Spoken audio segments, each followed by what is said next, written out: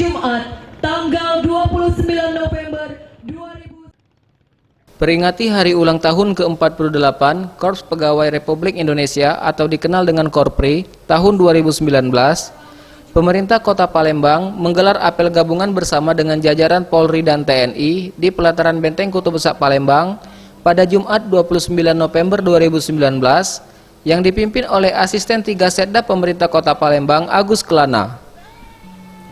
Usai kegiatan, Asisten 3 Setda Pemerintah Kota Palembang, Agus Kelana menyampaikan, sesuai dengan sambutan Presiden Republik Indonesia Joko Widodo pada HUT Korpri ke-48 di tahun 2019, Korpri harus berubah dari metode kerja yang lama.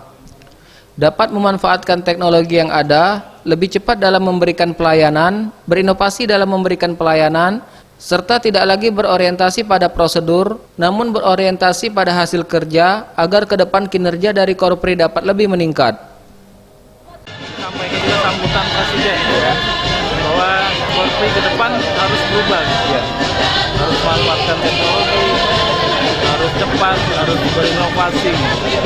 Jadi tidak lagi berorientasi pada prosedur, tapi berorientasi pada hasil kerja.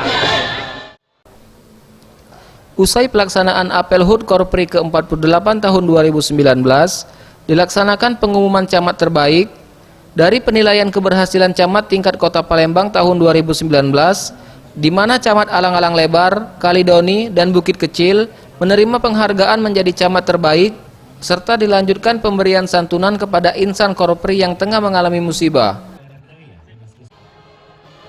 Tim Liputan Sriwijaya TV.